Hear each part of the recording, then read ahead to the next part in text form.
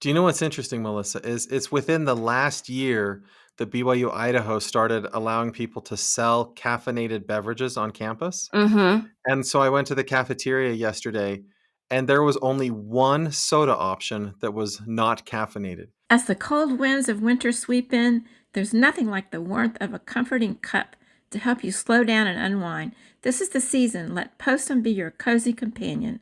Made from roasted grains, Postum is caffeine-free and rich with a smooth roasted flavor. It's the perfect drink for those quiet, chilly mornings. Whether you're curled up with a good book, sharing a laugh with loved ones, or simply watching the snow fall outside, a cup of Postum is the moment you have been waiting for.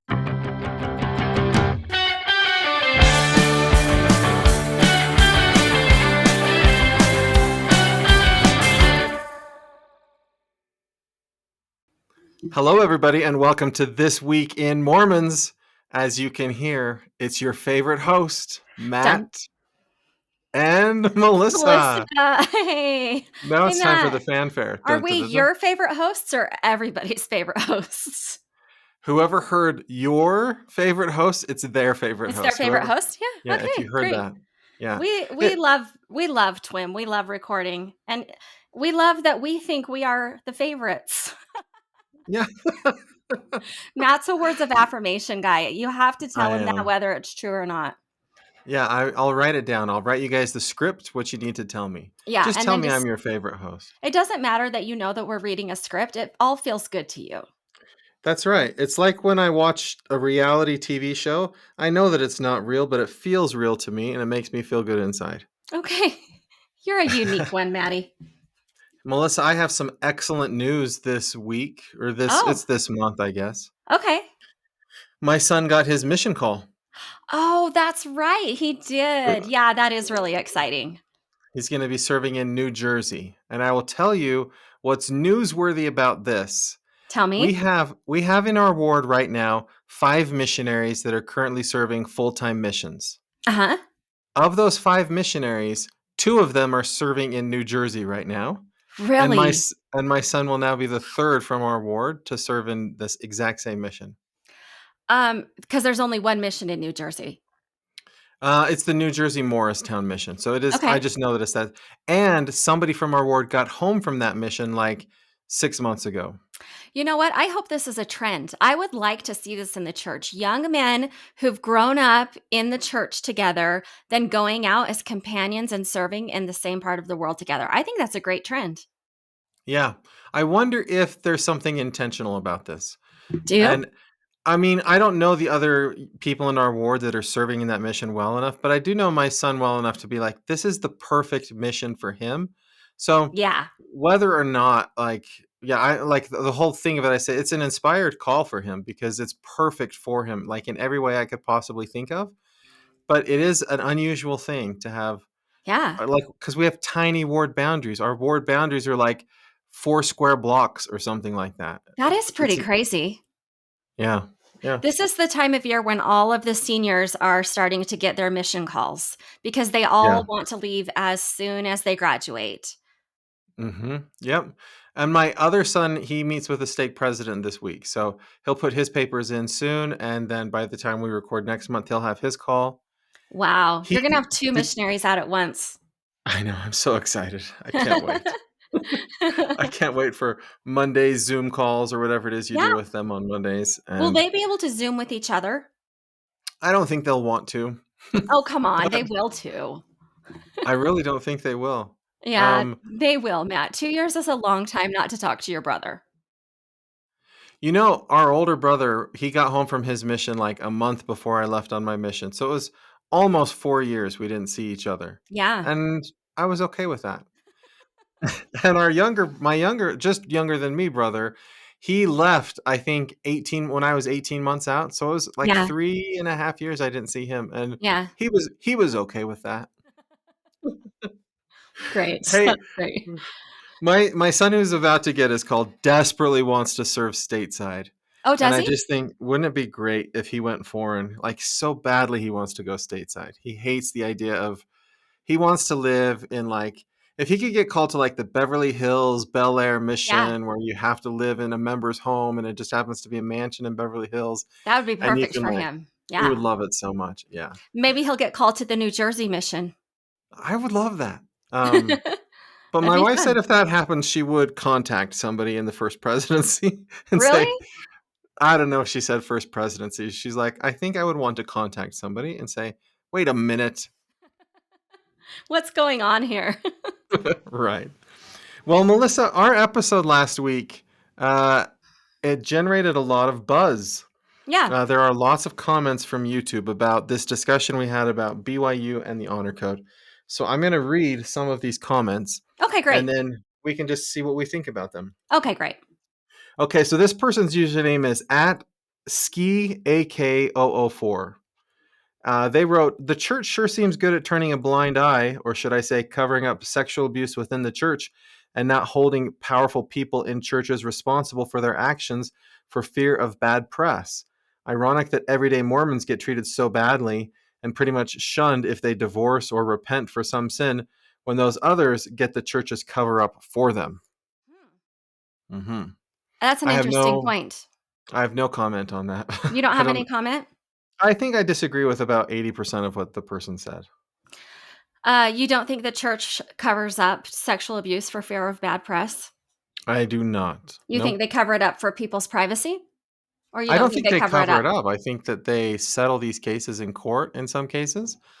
But yeah, I don't think we're the Catholic Church in that regard. I don't think the church has been covering up sexual abuse for years. I'm not going to say it doesn't happen, right? But I don't think that there's this concerted effort to protect ecclesiastical leaders from the church from bad press. I think the larger point of this issue is that the church cares about its image.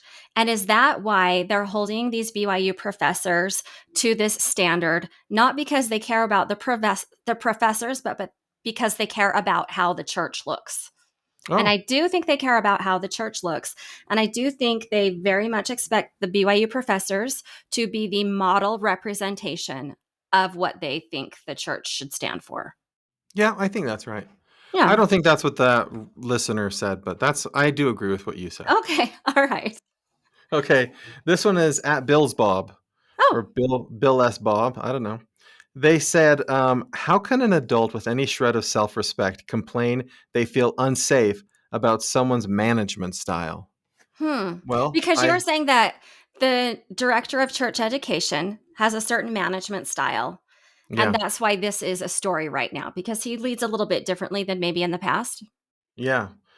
I don't know how to answer the question of how someone with a shred of self respect could complain about that, but I do have a shred of self respect and I did complain about that. So Mm. I think the answer to this question is what you do is you get yourself a podcast and then you just say stuff on the podcast. And that's how you do that when you have a shred of self respect. Okay. All right. Listen, here's what I think. And again, I might be interpreting what this listener is saying, but here's what I think. BYU does not teach its students how to be grown adults. It lets them be helicoptered and it lets them be children who are pretending to be adults because they're so safe and protected and nurtured and still fawned over by their parents that when they become adults, they're able to do things like, I don't feel safe, and think that that's how you navigate the world. Mm. Boom. Oh, wow. I like that, Melissa. Do you? Okay. Yeah. Okay. This guy, it's at Mr. Nelson, sir, video. Uh, this person said, I don't understand that idea that BYU or BYU Idaho is in any way responsible for discouraging people from beginning the repentance process. If keeping a current temple recommend is a condition of employment and you would lose that recommend due to choices you made, then it is 100% on you. Failing to repent because you might lose your job is a sign of moral cowardice, not a sign of bad policy on the part of one's employer. Do what is right, let the consequence follow. Okay.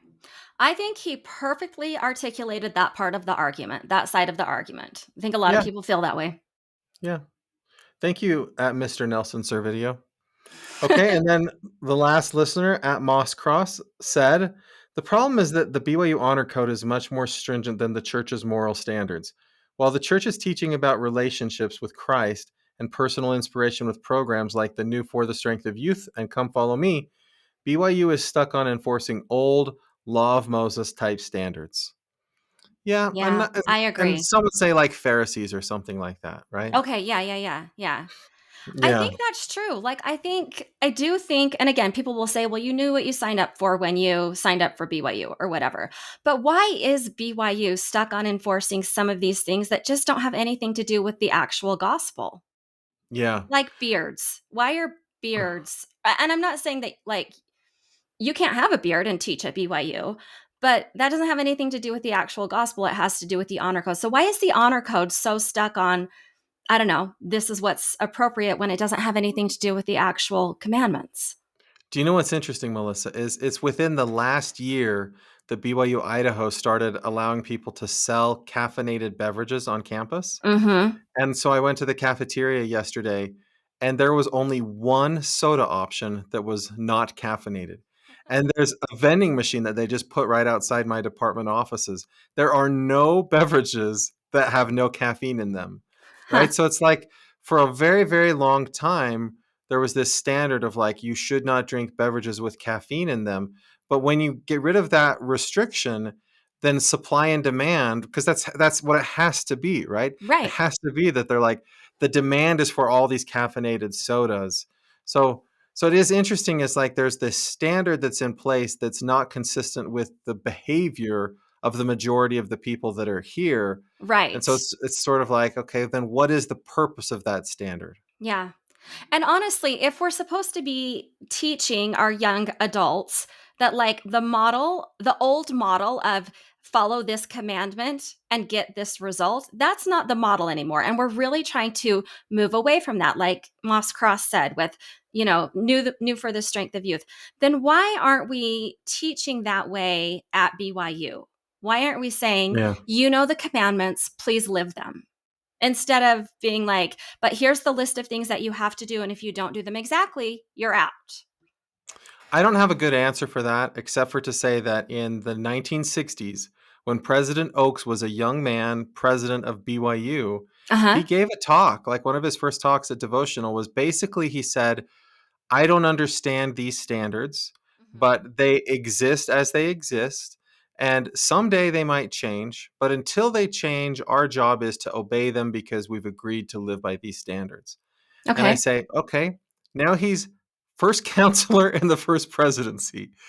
Does he understand them now? Because it would be nice if he gave us a little talk now. Because in his position, if anyone was in a position to change those standards, there's only one person higher ranking than him in the church, right? So Mm-hmm. it is interesting that, like, at various times, people will be like, I don't understand. But then when they're in a position to make changes, they Yeah. don't always make those changes. So maybe you're not, but maybe I'm calling out President Oaks and saying, hey, let's walk the walk instead of talking the talk. Let's walk Yeah. the walk that we say we're trying to walk. Let's do that. Hey, It that's is all. it is interesting to me, Melissa, how polarizing this particular topic is. Yeah. It's fascinating to me the way people sort of dig their heels in on one side or the other, Yeah. and how hard it is for people to see like there's a lot of nuance and a lot of like you could be on both sides of some of these things. Sure. It does fascinate me. I'm just shocked that like there would be such strong feelings that people have about BYU Idaho, and then the way that the standards that they create, and then how they choose to enforce those standards. Yeah. But okay, and I know we're probably done with this, but I don't care one bit what happens at BYU. I don't. I don't go there. I never went there. I'm not like a I love BYU person. But I do feel like we put a lot of church money into these church schools A lot. because we have a purpose that we are trying to accomplish. And Yeah. is what we're trying to accomplish? Yes, education is so important. It's a great way to get people out of poverty. It's a great way to allow people to, financially be in a position where they're able to serve and donate and all of those things. Education is so important. I agree with that. But is another purpose that we're trying to raise up a generation of faithful leaders? I think that's part of the mission of BYU. And I think if we're Yes. trying to do that, then we should do that and not raise up a generation of people who say, follow this commandment, and if you don't, you will be judged in this way. Because we're not supposed to be moving in that direction. That's all. Yeah. Okay. I Yeah. like it, Melissa. Okay. Thanks, Matt. You would think, Melissa, that if you go to a university where you have to obey these honor code standards and all of those sort of things, that attendance at church meetings would be higher than the percentage of Yes. people who attend church meetings in the general population. Interesting. And I'm always amazed when I look at church attendance numbers of students at these schools. They're not 100%. It's just not quite even close to 100%. Shocker. But at least they have shaved faces and whatever, dress nice. And All right. all right, we're gonna move on. So the quick clips. The first one is, and it's quick. President Okay. Oaks recorded a video preparing us for Easter. Why? Because Valentine's Day is over, and we don't care about St. Patrick's Day in our church. On to Easter. Jump on to the next holiday. I liked his message. He suggested things that we already do in our family. The thing that I noticed very most, Melissa, is that there was no President Nelson in the video. That it was President Oaks representing the first presidency, and no President Nelson. I wondered if President Nelson is just going to do another message a little bit closer to Easter, but do you not think so? I don't think so. I think this is what we're getting, and that's it. President Nelson's message was an email that said, in 2 years, there's going to be an open house for the Salt Lake Temple. That's a good point. His message. Interesting. Do you attribute this to the health of President Nelson? I'm the one that predicted like 2 years ago. I know that he's gonna be dead soon. I know you did. Not in a hopeful way. Not hopeful. Yeah. But by the way, President Oaks didn't look super young and healthy either in this message. Like you couldn't pick somebody in the first presidency to deliver that message that you'd be like, wow, young and spry. Okay. Yeah. That was what I noticed. It's a good message. Okay, good. Do you think people will be sharing it all over social media? I will not, but good enough answer. All right. I will share one from there are so many good messages from previous years that I could just recycle. I'll just do one of those. Okay. I liked the message. It was wonderful, but no, I'm not sharing it with people. Okay. My story would probably fall under Mormons behaving badly, except it's not an actual Mormon who did it, but he posed as a Mormon. So in New Jersey, Matt, here's someone for your son to convert. I know. This is why I chose this story. I was so excited about this. Okay. So in New Jersey, a man was grooming a 13-year-old child on social media, doing the things that you do when you groom children and try to contact them for sexual encounters. Tell us more, Melissa. How would we do this? I'm not sure how to say this because I don't want to be too explicit because I don't know who's listening. But yeah. When he finally got to the point where him and the 13-year-old girl were going to meet up, he said, here's the plan. I'm going to dress up like a Mormon missionary and I'm going to knock on your neighbor's door first so that it looks like I'm actually out tracting. And then I'm going to knock on your door and you can let me in because that wouldn't be suspicious of a 53-year-old man dressed like a Mormon missionary alone. But that was his plan. When he knocked on her door, he was carrying a Spanish Book of Mormon with him. He really tried hard, but the police were onto him. When they opened the door, they arrested him. So in the because the 13-year-old girl was not even real. They were posing as a 13-year-old. Oh. Right, and they caught him. So you open the Spanish Book of Mormon and there's like a cutout inside, and inside there's a present for a 13-year-old. Yeah. Well, that's too bad. He had the perfect plan. Nobody's more innocent than an LDS missionary. Right. Nobody would ever suspect that. Yeah. Too bad he was communicating with the police. And not too bad, actually. This would be good, but too bad for him that he was communicating with the police. Yeah. Well, I was just excited because I New can Jersey, warn my son. Yeah. Well, okay, that's true. That's true. If you're knocking on doors, impersonate you. Yes. Make sure everyone knows you're there with no ill intent. Right. And you're with your companion, and you don't use social media for those purposes. You're just there sharing the gospel. Okay. And yeah, it's good for him to know that. I think he'll be okay. Yeah. Hey, Melissa, there's this story about the church's investment portfolio. Oh, because it's filing time, right? Yeah, it's that So time now of year that they put out their information and let us know how rich they are. it's only 56.2 billion. Wait, Oh man. that is a lot. Excuse me, Well, what? it lost in one quarter. They lost $596 million in their portfolio. It's because they voted wrong. Well, it is there's some of that like up and down, but maybe they spent it. Do you think I fifty wouldn't be billion dollars? surprised if they spent it. The number I heard originally was like 56 billion. 150 billion that they had in there. Do you think they moved 100 billion to some Well, other slush fund or this is something? To just the investment portfolio. This isn't like all of the funds oh, that the church has. oh. They're Here's So what we learned. They're extraordinarily wealthy and they're continuing to invest, right? yeah, that's right. I wonder because I don't know if I told you this, but about almost 10 years ago, I decided I was going to just play the market with my own money. I'm like, I'm not doing mutual funds. I can pick stocks by myself. And so I picked this stock called Bayer. Bayer makes like fertilizers and stuff.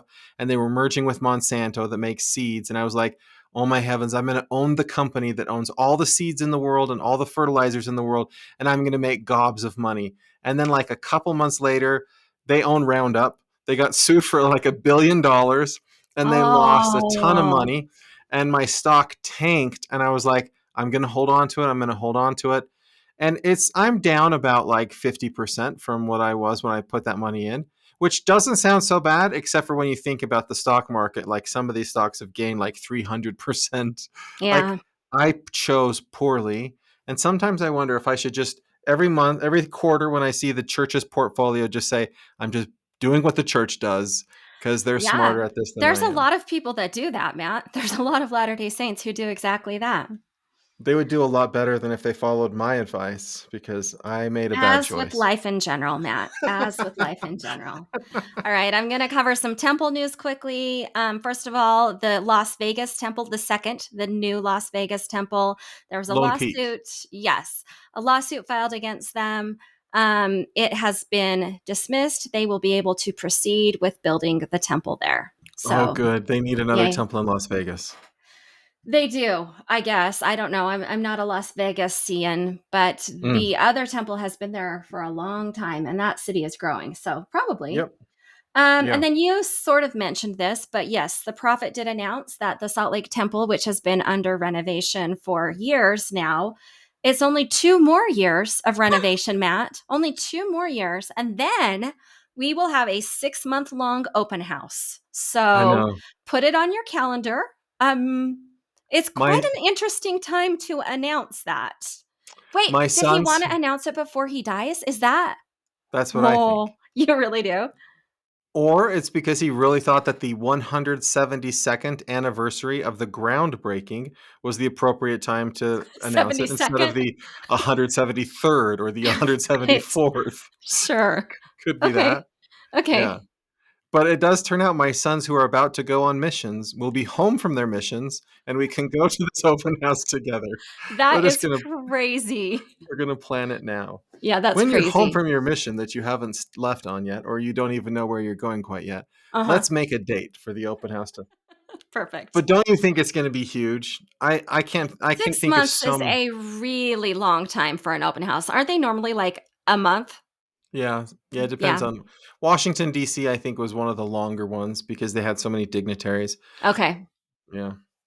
They talked about this last week, so we're just going to move on. Yeah. Okay, we're going to talk some entertainment news because I'm an LDS cinephile now or a TV, whatever. I'm way Yeah. into LDS entertainment. Yeah. Okay, so the first is Michaela Matthews is pregnant. I don't know if you've been watching Secret Lives of Mormon Wives, but Michaela is pregnant with her fourth child. Isn't that exceptionally great? Matt, I did watch some of the Secret Lives. I didn't know who Michaela was, but this is the shocking part to me. She's 24 years old and pregnant with her fourth child.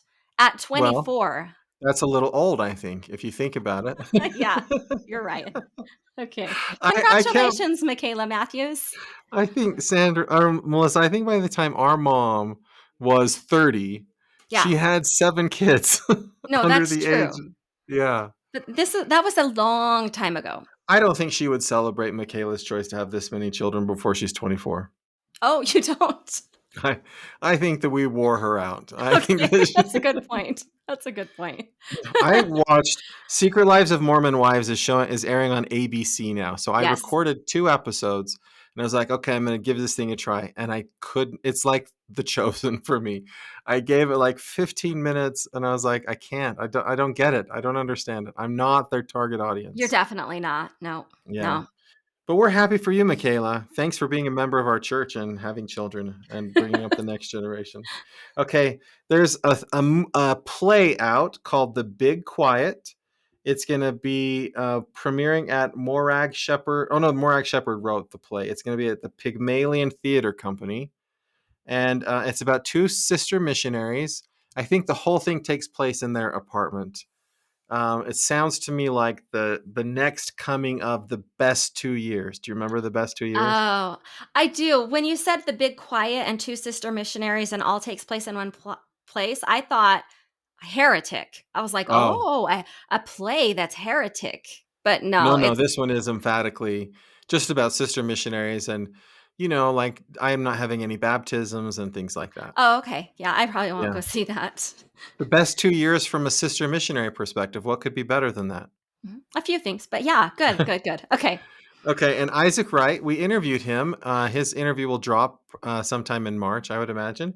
Yeah, Isaac, he just did a documentary, correct? yes, it's called Loving Being. Mhm. And it premiered last night or at the Big Sky Festival in Montana. And it was among the nominees for the Big Sky Award. But the reason we're mentioning it today is because it's going to be playing at the Zion Indie Film Festival next week as part of the documentary shorts.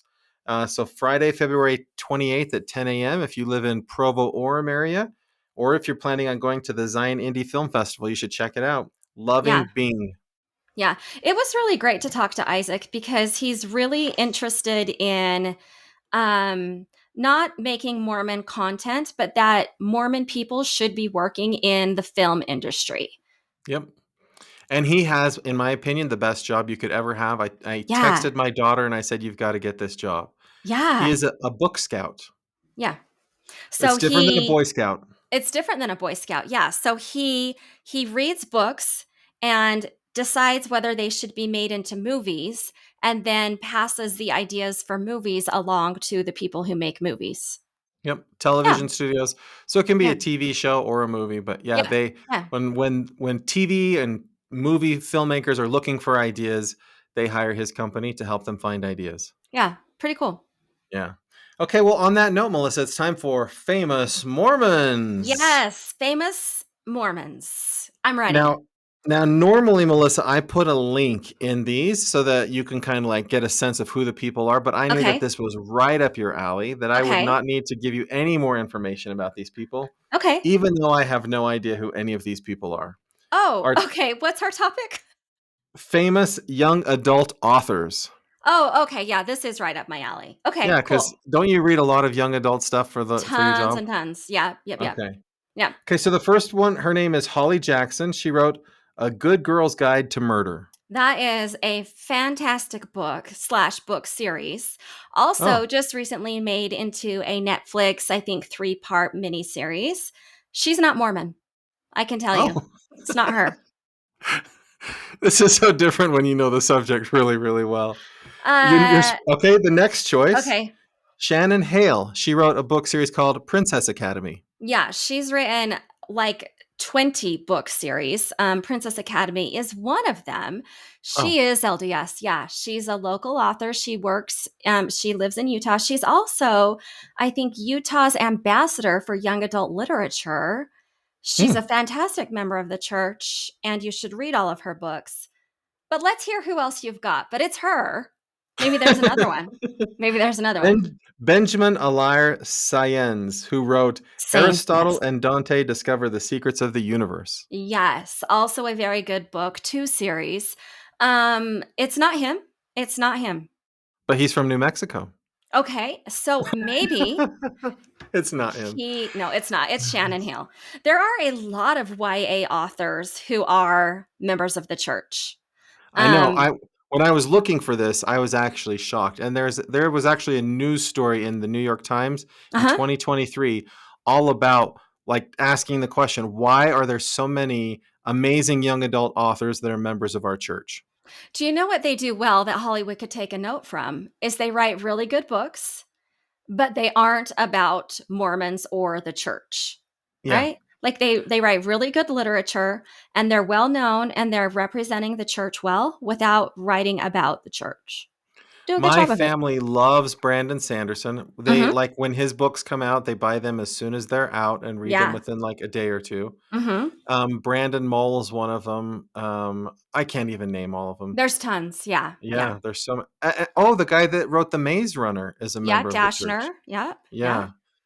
Okay. Yeah, so again, I think in terms of like what Isaac was telling us when we interviewed him, this is what I think he would like to see happen in Hollywood, right? If Yeah. we can write really good books, then members of our church could write really good scripts. Yeah. And if the books are selling, why wouldn't the films sell that are based on those books? Sure. Yeah. Yeah. Okay. Okay. Well, speaking of, there's a very, very popular current Mormon author. Have you heard of Rebecca Yarros?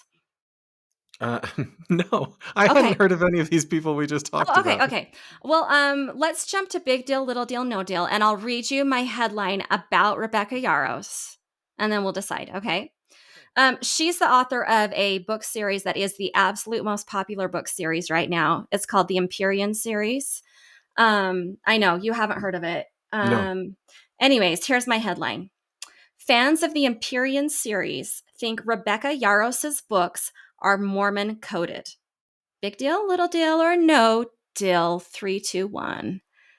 No deal? Big Oh, deal. but it's because I'm not in this world of fiction. I don't read fiction. Okay, I know. That's fine. It's a big deal because she is a huge author. The first book in the series is called The Fourth Wing. Have you heard of that? No. Okay, that's okay. It is number one right now. Like the latest one in the series is Onyx Storm, but they're all extremely popular. Rebecca Yarros, I do believe, is LDS, although she hasn't come out and said, like, this is my testimony about being LDS, or like, she doesn't like, it's not the first thing that she leads with. Okay. Right. But she Right. definitely has talked about it, talked about being LDS, talked about being raised LDS. It's not what she wants to lead with when it comes to her fans. Okay. But Mhm. her fans who do know that she is Mormon read a lot of things into her books and they're like, yeah, that's her shouting out to us LDS people. Wow, Okay. that's kind of fun. If you think Well, so, yeah. the story that I put up there, because again, I don't know anything about it, but I saw this Mm-hmm. story. They're Mm-hmm. like trying to guess, is she LDS or not? And Mm-hmm. the story's like, well, in her books, the women are empowered, and the Mormon church doesn't empower women, so she's probably not LDS. And there's like a Uh, number of things like that, like these hardcore negative LDS stereotypes that they're like, there's this positive aspect in her book, and the Mormons would never like have somebody do that. So we know yeah. she's not LDS. Okay, well, I'm going to give you a hot take that is not in any of these articles that we're linking to. These Okay. books are filthy. They are so sexual. Okay. And I Really? know that's what a lot of people are reading right now. But I read The Fourth Wing right when it came out a couple years ago because I knew that it was going to be popular. And so I read it for content just to see if I could put it in the high school library. And I have never read so much sex in my whole life. And I was It's like, oh my goodness, it's definitely not appropriate for a high school library. It's definitely not. Now, do I see a lot of high schoolers walking around with them? I absolutely do. But that's their choice. oh, You can read what you want to read. But I see like sixth and seventh grade kids walking around with this book because it's fantasy. And their uh-huh. parents have no idea what is in this book. And guess what else? When I was at the BYU bookstore and I saw The Fourth Wing on the shelf, I was like, are you kidding me? Now, BYU is full of adults. And again, adults can read whatever they want to read. I don't have a problem, but I was like, did they just put this on the shelf because it's an LDS author? Because this is not something that if you went into a BYU bookstore and then started reading it, that you would be like, whoa, this was appropriate. Yeah, this was totally appropriate. It is so racy, Matt. Like there Okay. was so many words for body parts that I had never even heard before. And I was like, what is happening? Like I really Ne- was. I was so scandalized. I was like, this is a lot of descriptive sex. And also Now, including between dragons, not just between humans, between oh, dragons. that's so Okay? great. Well, No, okay, so again, now that you say famously that, popular, the most popular books right now by a wide margin. And bless her heart, and I'm happy for her. But good for like, her. holy moly, your little ones shouldn't be reading these books, just so you know. Okay, so now that you say this, now I do know about these books Oh, you because do? Okay. I went to visit my daughter at BYU, and in her Uh-huh. apartment there were some books on the bookshelf, and I was like, Okay. "So have you read those?" And she's like, "Dad, they're full of sex." But my roommates Oh, love them, and so I was yeah. like, "Oh, okay." Yeah. So my daughter, I think, I don't know if she indicated she probably didn't read them, but because they're full of sex. It's hard But because if you really love fantasy, it is also an extraordinarily well-written book, and it's a really good mm. fantasy book. But I was like, "Whoo, this was not what I thought I was picking up." Yeah. So back in the day when we would staple pages together of the Twilight books because we didn't want our kids to read the racy parts, Nothing even close to the Twilight books. Nothing we would have to even close. staple lots and lots of pages together in this book. Is that what you did? Yeah. I was like, I want my kids to read this, but I don't want them to read the sex stuff in Twilight. Uh-huh. Yeah, this is And not so, even close to that. Yeah, uh, this is several okay. levels beyond that. But anyways, This is again, you can choose what you want to read, but I do think it's interesting that she's like this celebrated BYU author of sorts. I don't think their bookstore knew what they were putting on the shelf. Or this maybe is they did. I don't know. this is unprecedented on This Week in Mormons, but I am changing from no deal to big deal. You have Oh, persuaded me. This is a big deal. good. Okay, thank Yeah, you, Matt. I like Thanks. this. Okay. Okay, here's my story. It's, I mean, the headline is just what it is. Okay. Lessons from early Black pioneers. Is that a big deal, little deal, or no deal? Three, two, one. Big Little deal. deal. Oh, Just said little because I feel like maybe we only published this story because it's Black History Month. that's why it's a big deal to me because I live in Idaho where there is no Black History Month. My kids don't even know what Oh, Black History Month is. So I'm so grateful that somebody did something for Black, and I don't think it's okay. been mentioned on this podcast at all, Black Okay. History Month. So Okay. let us celebrate the Black history of members of our church and follow this link and read the stories of these early saints at least Why don't before you have any February is over. pictures of Black saints up in your office for this month? Or the very least, Beyonce. Why haven't you changed your backdrop for Black History Month? I'm all out of, I don't really do that. I don't change Oh, things month to month. oh, okay. All right. Yeah, I don't have anything that celebrates holidays. Okay, but now I'm gonna start doing that. Okay, Black History Month, Yeah, I'll you start should. putting things in my office so at least somebody's aware. Okay, good. Thank goodness. All right. So you're just going to tell people to listen or click the link and go see that story on their own? Or Yeah, do you have yeah. anything you want to mention about It's it? got all Okay. the biggest hits. Elijah Okay. Abel, the woman who lived with Joseph and Emma Smith. I forget what her name is. Jane Manning. Yeah. Yeah, it's got Okay. all the Cool. big hits. Check Okay. them Great. out. Okay. Perfect. Sounds good. Okay. Here's my headline. Beyond keeping out of trouble, how parents and leaders can help the church's youth flourish. Big Hmm. deal, little deal, no deal. Three, two, one. Little deal. Little Yeah, deal. I little feel the deal. same. Yeah. I'm all for the church giving us some advice on how we can do things. Circle back to my BYU thoughts. I think we talk a lot of talk without walking much of the walk when it comes to these types of stories. Because what Yeah. they say is give them support, but autonomy, right? Teach Mm-hmm. them some things, but let them make choices. And Mm-hmm. when they make choices, instead of always focusing on what they did wrong, focus on what they're doing positive. According to the research, that is what we need to do as parents and as leaders. Um, Mm-hmm. I feel like we do sometimes as parents try to give choices, but boy, do we try to manage the consequences of those choices. Like we Yes. really, really don't want our kids to have consequences. I, speaking as an educator, I think that's one of our biggest problems. I have the opposite problem. I relish too much in the negative consequences my children face, and I'm too Yeah. happy when they come along. And my wife Okay. says, Okay. we should be more supportive of them. Let them have the consequences, but don't let them see how happy you are that things are going so poorly for them. I see. I see. Yeah, She I might have be this. right. I have the As opposite in problem. most parenting things, she might be right. The church put out a second video, and it's called "Why Latter-day Saints Should Trust the Youth," and it's a video. Mhm. And it's Mhm. from Todd Christofferson and Clark Gilbert. And basically Mhm. their whole message is, hey, trust the youth. They're doing great, and they're gonna be our leaders, and they're prepared and they're ready. And again, I say, I agree with that. Slash, then why aren't we doing that at BYU? Just a question. Sometimes Just the a youth are more question. trustworthy than the professors you hire Gosh. or the administrators you hire. Yeah. Yeah. Yeah, that's it. That's actually a really funny take, Melissa. Okay. Um, I wonder what you think about this. I find in my life it's easier as a church leader to trust the youth that I'm assigned to work with than it is to trust my own kids sometimes. Because Hmm. I feel like I have this sense of responsibility for my children that I don't feel for the people I'm assigned to work with in the church. Like, Hmm. if my neighbor's kids end up really bad or whatever, they don't blame me and say, well, you should have been a better deacon's quorum advisor or whatever. Mm-hmm. Right. But Mm-hmm. I feel like with my own kids, I'm like, I don't know, maybe it's the control freak in me, but I do feel like sometimes it's easier as a leader to be like, you should just trust the kids. You should just trust them. Because for me, it is easier to trust other people's kids than it is to Yeah. trust my own kids. But what you said is that you wouldn't blame the leader if the neighbor's kids went wrong. But in that, you imply that you do blame the parents if the children aren't perfect. I would blame myself if my kids yeah, Hmm. I blame And I, myself when my kids do bad I think things. that's the wrong. I think that's the wrong position, right? Yeah.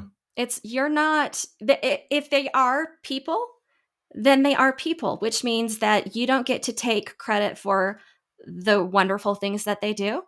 And you also don't or however of a person they turn out, you don't get to take credit for in either direction, right? Like they are Yeah. people with agency and autonomy, and in order to let them become what they're here to try and become, you need to let them have that. But I think as parents, because we feel like we are blamed or at least judged or at least responsible for how they turn out, then we take too much ownership over how they turn out. How they turn out is up to them. And Yeah. we need to let them be able to turn out in ways. We need to let them have their paths. My kids probably wish I had listened to you, Melissa. Listen, here's the other thing. I think people would look at me and be like, yeah, but her kids aren't all on the right path. And Who you could say cares? that, but I don't agree with that. Are they all Right. living the gospel 100%? They for sure are not. But does that mean they're on the wrong path? No, it does not mean that. It means that their path Right. looks different and they're on that path. And I don't get to Mhm. decide where on that path they are or how long it should take them or what means it's right or wrong. That is the Yeah. right path for them, regardless of what it looks like from the outside. That's how I I like feel. it, Melissa. Good That's how I point. feel. But, preach So, again. do your youth flourish, Melissa? I hate when people talk about flourishing. It drives me crazy. Yeah. Again, I think this is an article that's about appearances. We Yeah. want our youth to look a certain way. I do think this is an article about appearances, but I think that's a lot the way a lot of people look at the world, and if that helps them, I'm happy for them. It's just not the way I look at the world. That's all. Okay. Yeah. All right. My story is on obeying, honoring, and sustaining the law, an article by Yes. Common Consent. Now this is what we're talking about. Big deal? BYU, obey, honor, sustain the law. I'm sorry. Is, I is don't this a think big deal, a little deal, or no deal? Three, two, one. little No deal. deal. I don't know what it Yeah. is. What is this story? I like By Common Consent. I think they're a blog. I don't go there often, but this one is this person wrote a blog post. Let me find the person's name real fast. Sam Brunson, and Oh it's yeah, I all like Sam about Brunson. it's all about the 12th article of faith, where we should obey, honor, and sustain the law, and what that has to do with immigration and those kinds of things, because it's on Oh, everybody's mind right now. so this is about Immigration. immigration. Yeah, Oh, okay. yeah. I So don't. what's his point? I didn't read the article, Melissa. I'm just throwing it out there so that people can think about it. I don't know. Okay, Sometimes I just here's get the so thing. Do tired of you have something immigration to say talk on and the law. immigration? Okay, all right, okay. Um, yeah. Do you? If you could, here, no, I don't talk about it ever. If you could, as a person who's thought about this, could you outline both sides of the argument on immigration in the context of obeying and honoring and sustaining the law? Because honestly, this isn't something that's on my mind. The reason that Sam wrote the blog post is because the church put out a statement that said the church obeys the law, then the church Mm-hmm. is compassionate and things like that. So he wanted to like expand on like what does it mean to obey the law, right? And what does it mean for the church Okay. to obey the law? And so there are a Okay. lot of people that have these questions of like, what is the right thing to do with undocumented immigrants? And Okay. if you ask the Pope, the right thing to do is to love them, right? If you ask our church, the right thing to do is to love them. But then there are also people that say you can love them and enforce the laws of the land, Mm-hmm. which fine. I mean, the laws of the land are if you're an undocumented immigrant, then there's a hearing. And at that hearing, if they decide that you're here without the proper documentation, then they can deport you or they can detain you until they deport you. And Okay. but people who are here, undocumented people who live here, have the same rights as U.S. citizens, right? They have the right to an attorney. They have the right to like all of those Bill of rights that they have. And so, to me, it's all just a fight of the moment, right? Which is why I don't get too worked up about it. It's just a thing like people are making a big deal about it right now for whatever reason that they are. But in a Okay. month they're going to forget about it, I think. And then they're the people who are our neighbors are still going to be our neighbors. Like I don't see a whole lot changing in the next little while. Okay. So none of this commentary, I'm just asking, I'm not saying, none of this commentary has to do with obeying and honoring the law if you're not in the United States. Like, what if you're not in the Yeah. United States? How does this comment from the church come across? I guess is my question. Yeah. Um, I think, Melissa, that every member of the church breaks a number of laws every single day. I Okay. mean, just driving around and watching what people do, and it's actually not even like a crime to be here undocumented. It's just a civil penalty, right? There's not even like a crime somebody could charge you with. They would just say you shouldn't be here. You should leave.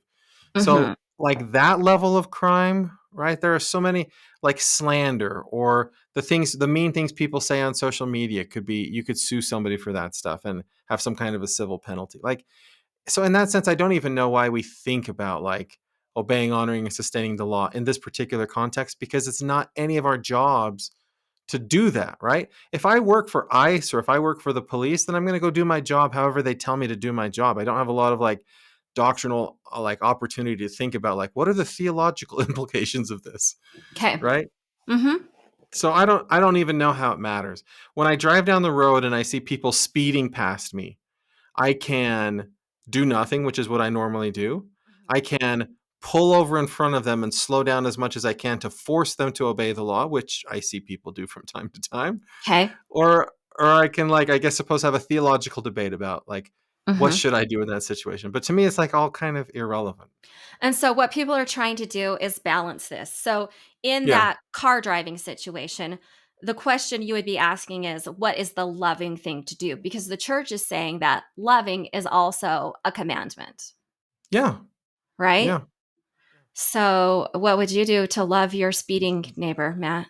I I would just, pull in front of them and slow that's down. what you would do, huh? That is No, what you I would do. wouldn't do that. Would you No, get out I a would actually gun, some road I would rage? I would actually get behind them and go as fast as I can, and then when the police turn on their lights, I would pretend like they're after the other guy and not me. Okay. I All know right. someone who did that. Next story, Matt. The church changes its polygamy cartoons for children, including the message behind those cartoons. Big deal, little deal, no deal. Three, two, one. Big deal. Big deal. Yes. Do Yeah, you know this what is I'm a big talking deal. about when I say the polygamy Yes. cartoons? Yes, yes. Yeah. So it's It was like, well intentioned, right? It was well intentioned to try to yeah. like teach polygamy to children or It was explain the history. like those little, like the Book of Mormon picture version, but it was the Doctrine and Yeah. Covenants picture version. Is that right? And they Yeah. put out a new version, and it Yeah. included information about polygamy. And I know a lot of people were like up in arms about it. Like, oh, this is kind of, I don't know, weird to be Inappropriate. teaching, I guess. But then on the other side, it was like, we aren't going to hide history anymore. So let's just explain it from the very beginning, kind of a side, right? Yeah, but I just don't think children needed to hear about it. Well, people agreed with you. So they took out quite a few things. Um, if you want to know specifically, like they took out anything about Emma Smith and her feelings about it and her praying with Joseph to decide which wives. They also took out everything about Brigham Young and that he had many, many wives. They took out all of that stuff. And then I think another part that they took out, I'm going to read it to you. Okay. Okay. This is taken out.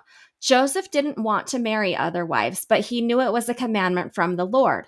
When Joseph asked a woman to marry him, he told her to pray about it. He wanted her to know that it was right from the Lord. This Hmm. commandment was hard for Emma. Sometimes Emma helped Joseph decide who he should ask to marry him. Other times, Emma did not want Joseph to marry other women. So they took all of Hmm. that out. The message was sometimes we have to do hard things, and sometimes we have to pray about those hard things to know if personally that's the thing that we should do. Is that the Yes, message that we're supposed to get from polygamy? Because that's gone now. I think that it's good that that stuff is gone. The Yeah. the the challenge with polygamy is we do not have sufficient primary sources to substantiate the things that we say about polygamy. Is it true what they took out? Possibly, but you can't substantiate that with the Joseph Smith papers. It's And just so, based on what people have said to tell themselves to make themselves feel better about it. And then they've well, kind of passed that down from person to person. Like, it's based on like somebody had a journal at the time that said, "Hey, this is what I was told," or some right. It's based mm, on like what people write in their journals or what people say in like periodicals or something. We okay. just don't know enough about it, right? So it's not appropriate, in my opinion, for the church to have an official publication that says something was a certain way if you Hmm. can't say exactly that it was that way and not some Okay. other way. Yeah, that makes sense to me. Yeah. So, do you have a problem with starting to teach children then that polygamy was a thing that we used to do? Because that part is still in there. Polygamy was a law, and now God has said that everybody should only have one wife. You have to put that in because that's Doctrine and Covenants section 132. Right. Right? That whole thing. And so yeah, you can't pretend like that wasn't there. Okay. So kids should know that the Lord commanded people to practice polygamy. And if they're interested in finding out more details about who married who and when, that information's out there. It's easy to find. But I don't think that you should put it in you shouldn't be telling people how to think about something when you don't actually know for sure that's what it was. Yeah, I agree. I agree. Yeah. Okay. Okay, Steve Young testifies of angels to famous sports journalist. Is that a Oh, big deal, a little deal, or no deal? Three, two, one. Little little deal. deal. Was That's a he little trying to deal. promote his book when he was No, doing it, or was he bearing no. testimony? I just love Steve Young. Yeah. Since he has retired from ESPN, he's on all kinds of podcasts, all kinds of shows, just sharing his story. Mostly Okay. people want to talk with him about the glory days of football, but every so often they get into like things. And what I love about Steve Young is he's just authentic to who he is. So if you I ask agree. him a question like, "Hey, did you ever see anything interesting?" He's going to mention the miracles in his life that he's experienced. He's going to mention faith promoting experiences he's had in his life. So it's a little deal because it's not like something that rarely happens, but it is something of a deal in my opinion because I love the way that Steve Young shares the gospel. I think he does it the way we should all try to do it. Yeah, that's cool. Kind of like when Andy Reid said his favorite trilogy was the Bible, the Book Yeah. of Mormon, and the Pearl of Great Price. Like he just Isn't is that who he so is. great? Yeah, Yeah. yeah. Yeah. Okay, well, my story is also about BYU sports. Okay. Okay. If BYU wants to be successful in the Big 12, they are going to need to pay their quarterbacks a lot of money. Big deal, little deal, no deal, 3, 2, 1. No deal. No deal. Big deal. Man, I don't even know anything about college sports and I don't care about BYU, but I know that this name and licensing thing that happened with Oh. colleges over the last year is a big deal because now athletes in college can get paid a lot and that BYU is going to have to jump on board if they want to get the same athletes that they're used to being able to recruit. They're going to have to start paying a lot of money. And according to this article in the Salt Lake Tribune, we're not talking a little bit of money. We're talking millions and millions of dollars for what they say is the most important position, quarterback, by a long mile. Don't Hmm. you think that's true? It is true. Yeah, I just said no deal because I don't care if BYU succeeds in the Big 12. Well, why have they put so much work into getting into the Big 12? Because it brings in a lot of money. It brings in a lot of notoriety. Oh yeah, that too. Yeah. So, will Yeah, BYU pay millions and millions of dollars? Will they they pay to will. recruit athletes? Of course they will. Not BYU itself, but the donors will for sure. So you don't think my tithing money will go to pay for No, no, no, no, the no, no. best track and field athlete? Because again, No. that's another program that they're very good in. Yeah. But You don't think NIL isn't so? as important. No, because they just got the number one recruit in basketball by offering him more money than anybody else. Right. I think they're paying him $7 million, but it's not Holy BYU. cow. Yeah. Yeah. It's not But it's BYU? no, it's the collective, right? It's the donors and the supporters of BYU. How is that So in different? I'm confused because if they didn't donate that money to a quarterback, then wouldn't they donate it to a scholarship? You know what I mean? To something else? well, so the way athletics is right now, universities are not allowed to pay people to go to school and be on their Mhm. teams. But Mhm. but if you have a business, let's say that you're Purple Mattress and you want them to support your company, you can Right. pay them money and have them endorse your company. But they And so negotiate that through the school. through the collective. So there's this Okay. collective that says if you want to have BYU athletes endorse your products or whatever, you give money to us. We negotiate with the athletes what their pay is going to be. And then you have like your whatever rights that you get through this collective. So Okay. it's affiliated, it's associated with BYU, but it's not BYU. Okay, I hear what you're saying, and I get that that's the way that things happen. But if this was another program, like if this was my government, I would be like, that's sketchy. That's just another way to get donors to pay for things that they want to happen. And I want college athletes to get paid. I'm not against that, but I just think when the church already has so much touchiness when it comes to their finances and how they spend it, and then here's a way for us to spend a lot of money to get what we want to again promote ourselves so that we look good. Yeah, but this it isn't it it's could not come the across as a little sketch. I don't But know. it's not the church. It's the like the guy that owns the Utah Jazz, right? That Yeah, guy who started built bar, Qualtrics. those kind of Yeah, things. Yeah, right. I know, I get it. I think it could open the door to questions. That's all. Have you seen this prep academy that they've started down in St. George? No. There's a high school prep academy. So this guy who's getting $7 million to go to BYU next year, right now he's playing basketball in St. George at a private prep academy. Like Interesting. this money in members of our church in Utah, they're really dumping a lot of money into high school athletics. There's a golf Interesting. academy that they're starting down there, and then it's Hmm. going to make its way into college and boosting BYU. Like there are Hmm. just people that have money that really want to see like BYU and Utah excel in athletics, and Mhm. that's where they want to put their money. So Yeah, the money's interesting. there. Yeah. Well, I'm all for athletics, and I think sports are a great way to go through high school. Like, I think it can be a really positive thing. But I do think we're going to come up with some issues. Yeah. Yeah, I agree. Okay, my story is Mormonism is at the root of strict gender ideals and beauty expectations, not just in the church. Oh, Is that a okay. big deal, little deal, or no deal? Three, two, one. Big Big deal. deal. I think it's a big deal because I think this ties into a couple months ago we talked about Year of the Mormon Woman, right? Yeah, That yeah. last year was the Year of the Mormon Woman.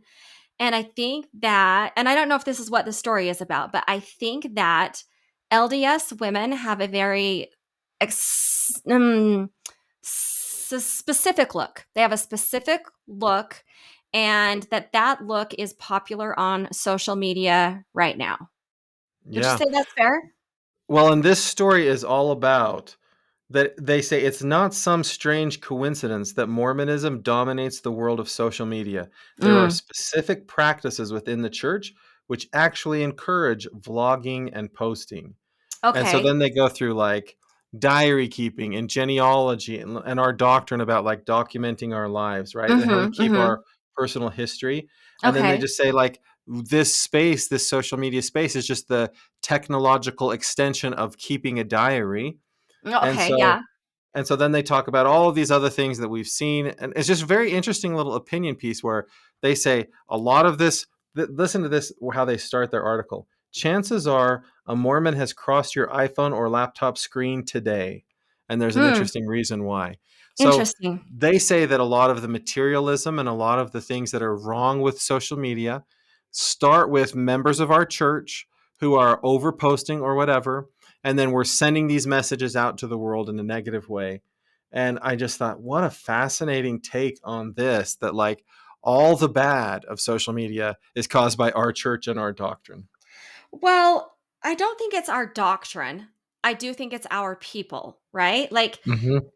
you got to have the middle parted hair with the extensions. There's a lot of Botox. There's a lot of lip Hmm. filler. Hmm. There's a lot of things that going to the gym is very big deal. There's a lot of things that Mormon women post about, and that is how they make their money, right? Like Yeah.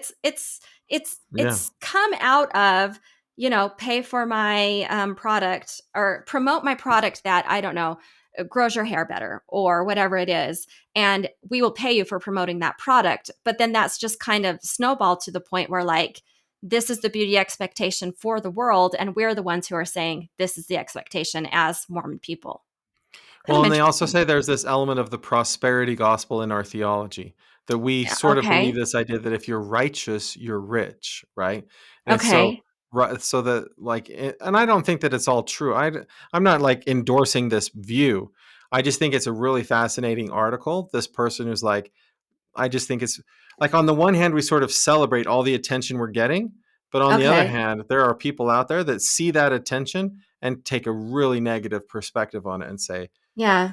members of our church are net negative for society. Interesting. Because a while back, people celebrated our church in a different way where they're like traditional family, education, wholesome. They don't Mhm. drink, they don't do bad things. You can trust them. And that image is shifting with the way that we're being portrayed in the media today. Did I lose you? No, you just sounded like a robot for a minute, but it was a really good point, and the robotic sound, it worked for me. Yeah, it worked for me. All We don't right. have time for the next story, but if the listeners want to click on it, it is kind of the opposite take on this. It's on how social media is influencing Latter-day Saint men and how Latter-day Saint men view masculinity. And it's a really interesting piece by the Salt Lake Tribune. So listeners, you can click on that if you want to. Is it making me feel like less of a man? No, it's just redefining what masculinity means, what it is. Okay. All right. Yeah. Okay. Okay. Interesting. Yeah. Okay, we're only going to do one story. Actually, we're going to do two stories Okay. from this week in Mormon history. Okay. Okay, so the first one, 30 years ago, February 21st, 1991. Um, this is an article title in the Salt Lake Tribune. Okay. Dunn's story proves costly for veteran journalist. It tells how Lynn Packer lost his teaching job at BYU after breaking the story about Paul H. Dunn's false baseball and war stories. Oh, interesting. Wait, Yeah. so the story that he broke was true. Paul H. Dunn was an Yeah. apostle or a general He was authority? a quorum of the 70.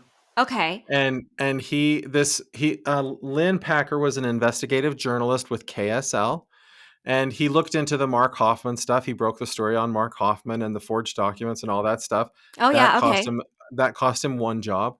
Huh. And then he broke this story about how Paul H. Dunn was telling things that weren't true, as if they were his life stories. And he's like, this didn't ever happen to him. And he got fired from BYU as a Wow. result. Yeah. Wow. Is Lynn Okay. Packer still around? Because I'm interested. I do not think he's still around. I put a link to a story from the 90s, Okay. but maybe he's still around. He actually wrote a book about this stuff a while back. Interesting. Okay. Okay, this one is 110 years ago. That's a long time. You're going to sense a theme in this week in Mormon history. Okay. Okay, February 20th, 1911. The BYU Board of Trustees meets. The board, presided over by LDS President Joseph F. Smith, agreed that the presidency of the faculty should consider the cases of the teachers in the university, Henry and Joseph Peterson and R.V. Chamberlain. The three professors who refused to change their teaching on evolution were either fired or resigned under pressure. Whoa.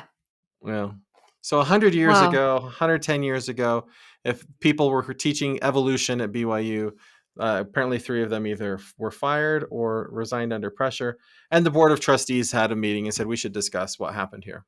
Huh. Interesting. Yeah. Very interesting. That's a very full circle, which I am not going to comment on, but I think our listeners can draw the lines themselves. There you go. Yeah. Hey, listener, we would like to remind you that you can subscribe to Patreon and get bonus content for just a few dollars a month.